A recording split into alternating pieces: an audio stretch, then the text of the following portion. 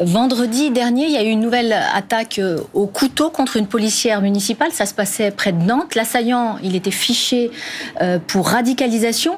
Jean-Luc Mélenchon, il n'a pas eu un mot pour la victime hospitalisée. Il a juste souligné les troubles mentaux de l'agresseur et le manque de moyens des services psychiatriques. Vous comprenez que ça puisse être choquant pour beaucoup, ce manque finalement de compassion pour la victime? Tout le monde, nombreux responsables de la France Insoumise, y compris Jean-Luc Mélenchon, nous saluons toujours lorsqu'un policier tombe ou est blessé, nous rendons hommage, etc. Ce que vous dites n'est pas exact.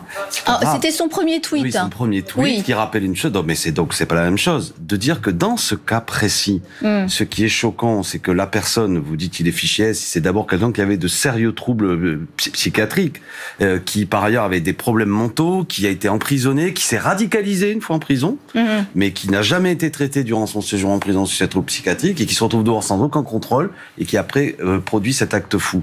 Et c'est une part significative aussi des attentats. Et il faudrait avoir le courage de le dire. Le courage, c'est d'arrêter de courir derrière, de dire il y a une radicalisation religieuse chez certains, c'est une réalité, mais aussi il y a une part significative de ces attentats qui sont dus au fait que la faiblesse des politiques publiques de santé, le fait qu'on a fermé 31 000 lits, c'est ce que pointait Jean-Luc Mélenchon, qui s'adresse notamment à ces gens et qui sont en liberté. Ils sont dangereux, ces gens en liberté. Donc faut arrêter des politiques, des fois un vocabulaire sécuritaire qui en fait nous met en danger collectivement, parce qu'il faut aussi des politiques de prévention, de santé, et de ne pas faire des lieux de prison qui sont des lieux de radicalisation. Bien sûr, mais ça peut sembler, quand c'est un premier tweet comme ça, une première réaction, une forme d'excuse, une manière d'excuser l'acte de c'est plutôt une personne. condamnation. C'est une condamnation de ceux qui ont fermé ces 31 000 lits et qui mettent les Français en danger en laissant circuler dans la rue des gens qui sont dangereux, qui ne sont pas suivis et qui commettent des actes tels qu'on vient de le voir. Mais une fois de plus, soit on raconte n'importe quoi et on dit islamisme, attentat, soit on dit c'est aussi une personne complètement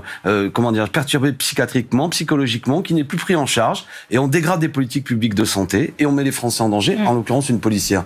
Mais nous rendons toujours hommage aux policiers, mais le problème, c'est que beaucoup d'organisations qui parlent au nom des policiers font un très mauvais boulot du point de vue de la police et ne leur rendent pas service, parce qu'ils devraient, ces gens-là aussi, expliquer qu'on a 25% des gens en prison qui ont des problèmes psychiatriques qui devraient être traités, ça met les gardiens en danger. Il devrait aussi expliquer qu'il manque de moyens dans les commissariats. Est-ce que dans votre rapport de la France Insoumise de Jean-Luc Mélenchon avec la police, est-ce que par exemple, lorsqu'il qualifie le rassemblement des policiers de factieux, est-ce que c'est pas finalement une manière de mettre de l'huile sur le feu ? Non, c'est les gens qui ont fait ce rassemblement qui mettent de l'huile sur le feu. Vous savez, c'est pas les policiers. La personne du syndicat Alliance, qui est une organisation très marquée à droite, qui dit le problème de la police c'est la justice, est un homme qui va avoir fait de la politique, est adjoint au maire de sa commune, les Républicains. C'est de la politique, et beaucoup de policiers, je crois, à mon avis, en ont de plus en plus marre de se faire instrumentaliser par des organisations. Il n'y avait pas que ça dans ce rassemblement. Il y avait aussi des policiers qui dénonçaient un manque de moyens. Non, eux, ils n'ont pas eu droit quasiment à la parole. Justement, ils se font avoir. Ceux qui, concrètement, moi je les connais, mais les policiers de chez moi, commissaire des Lilas, commissaire de Montreuil, manque de moyens, les voitures fonctionnent pas bien, les bureaux sont dégradés, un commissariat sur 4 est dans un état dégradé. Donc une vraie organisation syndicale, elle devrait dire ça, pas faire de la politique politicienne au service soit d'organisations de droite, soit d'extrême droite, pour un agenda politique qui vise à écarter la question sociale, c'est-à-dire le problème que dans ce pays il y a du chômage, que l'assurance chômage va être à la baisse à partir de demain, qu'on a par exemple les expulsions locatives qui recommencent à partir de demain, qu'il y a à peu près 60 000 familles qui sont en danger, etc., etc. Ça, c'est des sujets qui concernent tous les Français. Et certains veulent faire une présidentielle uniquement sur le terrain de la sécurité, en expliquant qu'en gros les juges seraient des laxistes, qu'on mettrait tout le monde dehors, et on en revient à ce qu'on disait tout à l'heure, sauf que la vérité c'est qu'à force de dégradation du service public, la prison devient parfois des lieux de radicalisation, les gens qui ont des problèmes psychiatriques ne sont plus traités, nos hôpitaux sont surchargés, etc., etc. Donc restons, axé sur les vrais problèmes. Moi, je cours pas derrière l'agenda de M. Macron, Mme Le Pen, qui ne veut plus parler social, qui ne veut pas parler démocratie, qui ne veut pas parler écologie, mais qui veut être à celui qui sera le plus excessif dans des réponses qui mettent en plus les policiers en danger. Alors, avant la présidentielle, il y a les régionales, et c'est vrai que on a du mal à y voir clair dans les alliances au sein de la gauche. Alors, c'est un peu à la carte. Il y a des régions où vous arrivez à en créer, il y en a d'autres où vous n'avez pas du tout réussi. Nous, on est il y a des différences insurmontables. Pour ce qui est des régionales, ça touche pas des sujets importants qui amènent. Justement, c'est pourquoi nous avons travaillé partout, nous, la France Insoumise, à essayer de créer le plus possible de rassemblement. Le rassemblement des Hauts-de-Seine, c'est grâce à nous. Le fait qu'on s'est rassemblé derrière Mme Karima Delli, qui est écologiste. Dans la région Île-de-France, je vais en dire deux mots, Mme Clémentine Autain, notre candidate, elle, risque d'être à mettre en tête de toutes les listes de gauche, ce qui serait une bonne chose. On pourrait se rassembler, battre peut-être Mme Pécresse. Donc qu'est-ce qui se passe dans la région Provence, Alpes, Côte Parce que là, il y a le sectarisme d'Europe Écologie Les Verts notamment, c'est des irresponsables qui ont préféré s'allier avec le Parti Socialiste et en disant que la condition de leur rassemblement, c'est qu'il n'y ait pas la France insoumise. Donc c'est des gens totalement irresponsables dans une région où l'extrême droite est très haute, la droite. Donc on voit bien qu'il y a d'un côté ceux qui, pardon de l'expression, on est le matin, jouent le pipeau de l'unité en permanence, mais qui en vérité, dans les coulisses, jouent la grosse caisse de la division. Bon, tout ça, chacun jugera.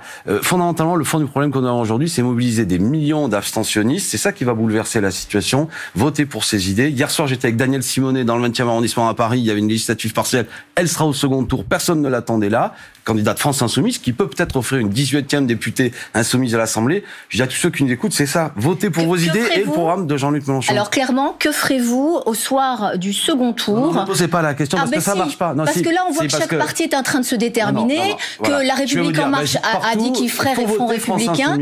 Donc qu'est-ce qui se passe au second tour? Est-ce que si une région peut l'emporter, l'Assemblée nationale peut l'emporter dans une région, est-ce que vous direz...